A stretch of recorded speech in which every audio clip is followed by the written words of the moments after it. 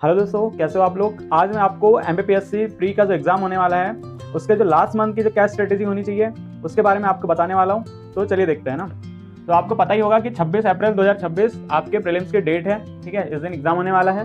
तो मैं आपको यूनिट वाइज और बहुत लिमिटेड सोर्स बताऊंगा, है ना। आपको ज़्यादा परेशान होने की जरूरत नहीं है कि क्या पढ़ना है क्या नहीं पढ़ना है। बहुत लिमिटेड सोर्स में मैक्सिमम आप कैसे आउटपुट ला सकते हैं उसके बारे में बताने वाला हूँ। तो जैसे आप इसको यूनिट वाइज आप बांट लेंगे, है ना।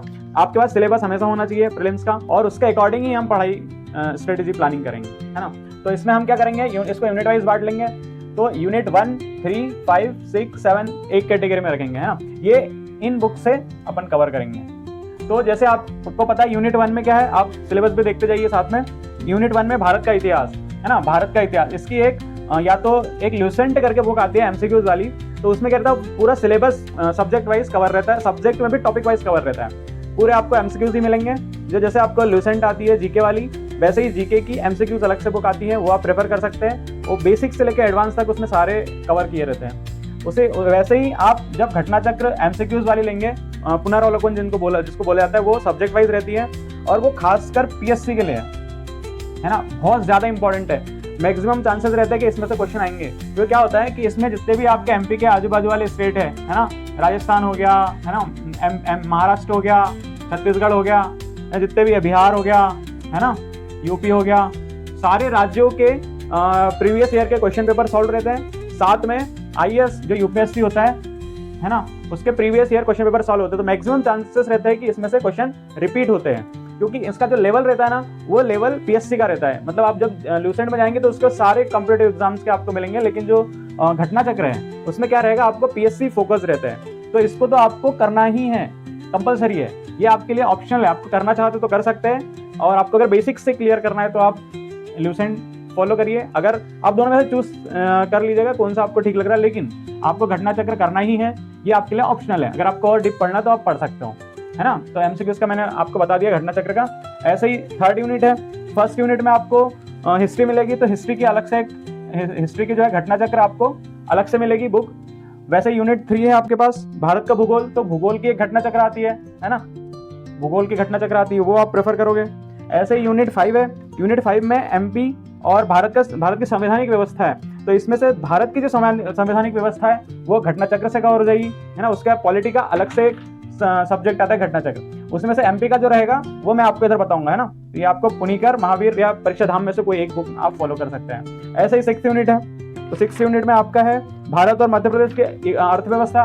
तो इकोनॉमिक्स की आपको घटना चक्र अलग से मिलेगी। उसमें पूरे previous year question paper solve रहेंगे एमपी के, प्लस जो अदर स्टेट पीएससी है सबके पेपर सॉल्व रहते हैं। तो ऐसे 7th यूनिट है। 7th यूनिट में आपके पास विज्ञान, पर्यावरण, स्वास्थ्य, इसकी भी घटना चक्र आती है ना। सब्जेक्ट स्पेशली इन्वायरमेंट के नाम से आती है ना, वो आप फॉलो करोगे। ठीक है, तो ये जो सारी यूनिट है आपको अलग अलग ना सॉल्व करते हुए आपके पास जो लिमिटेड टाइम है उसको मैक्सिमम आउटपुट में आपको चेंज करना है। तो आपको ये फॉलो करना चाहिए मेरे अकॉर्डिंग। बाकी आप अगर दूसरे सोर्स फॉलो कर रहे हैं तो उसको आप कंटिन्यू रख सकते हैं, लेकिन आपको बहुत दिक्कतें आ रही है, सिलेबस कवर नहीं हो पा रहा है, तो आप ये स्ट्रेटेजी फॉलो कर सकते हैं। इससे आपके जितना भी आपका नॉलेज है वो तो टेस्ट होगा ही, साथ में आपको एक्स्ट्रा क्वेश्चंस मिलेंगे जो आने के जिसके चांसेस बहुत ज़्यादा हैं। ऐसे ही आप जो दूसरी कैटेगरी है जिसमें आप यूनिट 2, यूनिट 4 और यूनिट 10 रखते हैं, तो यूनिट 2 हो गई जिसमें आपके पास भारत मध्य प्रदेश का इतिहास है। ठीक है, संस्कृति और इतिहास। उसके लिए ये आपके पास महावीर, पुणेकर, ठीक है, महावीर और पुणेकर दोनों बुक है। अगर आप कर सकते हैं, पॉसिबल है, तो दोनों सॉल्व करिए। लेकिन अगर आप नहीं कर पा रहे, आपके पास कम टाइम है, तो दोनों में से एक चूज कर लीजिए। जब आप शॉप पे जाए तो वहाँ पे दोनों बुक्स देखिए। ठीक है, दोनों बुक्स में आपको कौन सी किसकी लैंग्वेज ज़्यादा बेटर अच्छी लग रही है वो आपको सॉल्व करनी है। ठीक है, इसको आपको करना ही है। मतलब ये जो मैं आपको बता रहा हूँ ये कंपलसरी, आप जो भी पढ़ाई कर रहे हैं, टेस्ट सीरीज लगा रहे हैं, जो भी कर रहे हैं, उसके साथ में ये सब आपको करना है। डेली 1 घंटा 2 घंटा आप निकालिए और ये सब करिए, है ना। तो महावीर और पुणेकर में से आपको एक कोई चूज कर लेनी है। और एक है परीक्षा धाम। परीक्षा धाम के एमसीक्यूज वाली बुक आती है, एमपी के एमसीक्यूज। ये आपको बहुत ही ज्यादा जरूरी है, बहुत अच्छी बुक है और वेल प्रिपेयर्ड है, अप टू डेट रहती है ना। जो करंट इसमें जैसे महावीर और पुणेकर में क्या होता है, कुछ थोड़ी मिस्टेक्स होती हैं, लेकिन परीक्षा धाम की ये बुक है जो एमसीक्यूज वाली, उसमें मिस्टेक बहुत कम मैंने देखी है ना। तो ये आप फॉलो कर सकते हैं। और कलरफुल रहती है ये, थोड़ा अच्छा लगता है पढ़ने में भी, मेमोराइज अच्छी हो जाती है। उसमें इमेजेस रहते हैं जो आप याद कर सकते हैं, है ना।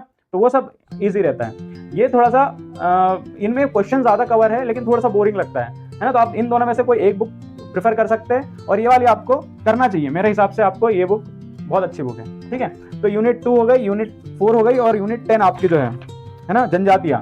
तो जनजातियों के लिए भी परीक्षा धाम अच्छी बुक है, इसमें भी है, इसमें भी है और इसमें भी है। तो आप मेरा जो स्ट्रेटेजी वो ये है, आपको सजेस्ट कर रहा हूँ कि महावीर और पुणेकर में से एक कोई बुक चूज कर लीजिए, ठीक है। दोनों नहीं करनी है, दोनों खत्म होने में टाइम लग जाएगा आपको, ठीक है, और सेम ही रहती है लगभग, है ना। तो इन दोनों में से आपने एक बुक सेलेक्ट कर ली और ये परीक्षा धाम साथ में है, तो ये 2 बुक से आप पूरी एमपी कवर कर सकते हैं, है ना। आपको एमपी के लिए कहीं और भटकने की जरूरत नहीं पड़ेगी, ठीक है। अब यूनिट 8 की बारी आती है जिसमें करंट अफेयर आता है ना।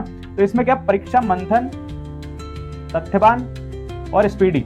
एमपी के लिए तथ्यवान मेरे अकॉर्डिंग बहुत अच्छी बुक है। इंडिया का जो करंट अफेयर है वो इंटरनेशनल और इंडिया का जो करंट अफेयर आप स्पीडी से करिए, बहुत अच्छी बुक है, बहुत क्रिस्प नोट्स टाइप रहता है ना। आपको कहीं ज्यादा भटकने की जरूरत नहीं पड़ती, एकदम फैक्ट टू फैक्ट, क्योंकि अपनी जो एग्जाम है वो फैक्ट बेस पे रहती है, डायरेक्ट क्वेश्चन पूछते हैं, डेट वगैरह, है ना। इसके लिए स्पीडी बहुत अच्छी बुक है। साथ में आप एमपी का करंट अफेयर के लिए परीक्षा मंथन और तथ्यवान 2 बुक्स है, आपको जो ठीक लगती है वो आप फॉलो कर सकते हैं। लेकिन मुझे लगता है कि तथ्यवान थोड़ी सी अच्छी रहती है, बेटर रहती है ना, तो आप वो फॉलो कर सकते हैं, है ना। इसके अलावा भी बहुत सारी मार्केट में बुक आती है, घटना चक्र की भी बुक आती है ना। घटना चक्र जो करंट अफेयर वाला रहता है, तो उसकी भी आप फॉलो कर सकते हैं, लेकिन वो मंथली रहती है ना, ईयरली नहीं रहती। ये पूरा ईयरली कवर करते हैं, ठीक है। अगर आप मेंस की तैयारी कर रहे हैं तो आपको घटना चक्र पढ़ते ही होंगे, तो आप उसको ही रिवीजन कर सकते हैं, है ना। साथ में आप स्पीडी वगैरह और तथ्यवान।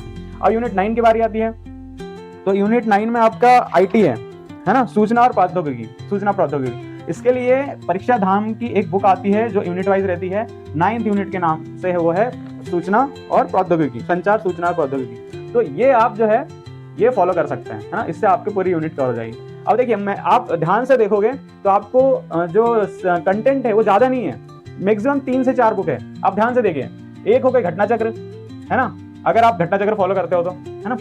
अगर आप लूसेंट अगर फॉलो करते हो तो एक लूसेंट हो गई।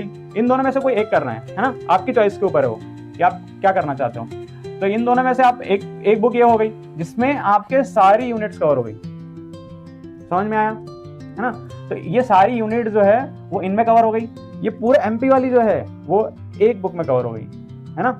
एक तो आपकी परीक्षा धाम हो गई, ठीक है, ये ऑप्शनल है आपके लिए। इन तीनों में से आपको अगर आपको ये मुझे अच्छी लगती है परीक्षा धाम, इसलिए बता रहा हूँ, बाकी आपकी चॉइस है। सारी बुक्स अच्छी है, सब में सब कुछ कवर रहता है। आपको जो जिसकी लैंग्वेज कंफर्टेबल लगे वो आप फॉलो करना चाहिए। तो इन 3 बुक में से आप एक बुक फॉलो करेंगे एमपी के लिए तो आपके लिए सफिशिएंट हो जाएगा। करंट अफेयर के लिए मैंने एक बुक बता दी और यूनिट 9 के लिए, तो आप कुल मिला के देखोगे 4 बुक्स में आपका काम हो जाएगा, ठीक है। आपको ज्यादा भटकना भी नहीं पड़ेगा और जो आपका सिलेबस है वो कवर हो जाएगा, ठीक है। तो आप इसको फॉलो कर सकते हैं। इसके लिए मैं आपको सजेशन करूंगा कि आप एक टेस्ट सीरीज, अच्छी लेवल की टेस्ट सीरीज लगाइए। कोई भी टेस्ट सीरीज आपको नहीं लगानी है, कोई भी आप मतलब बहुत मार्केट में बहुत सारे कोचिंग्स हैं और बहुत सारे कंटेंट अवेलेबल है, लेकिन आपको आपके क्वालिटी के हिसाब से आपको चूज करना चाहिए।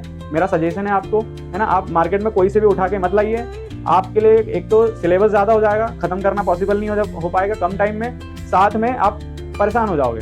उससे अच्छा है कम पढ़ो, अच्छा पढ़ो, ठीक है, और उसको रिवाइज करो, बार बार रिवाइज करो, ताकि वो इतना आपके माइंड में बैठ जाए कि वहाँ आप डायरेक्ट टिक लगा दो, है ना। इसके लिए मैंने एक ट्रिक वाली भी एक सीरीज चालू पढ़ाता हूँ मैं, ठीक है, वो भी आप देख सकते हैं। और आपके अगर कुछ क्वारीज है, कोई डाउट है तो आप कमेंट्स मुझे बताइए, तो उसके अकॉर्डिंग मैं आपको और सजेशन करूंगा और गाइडेंस दूंगा। Thank you.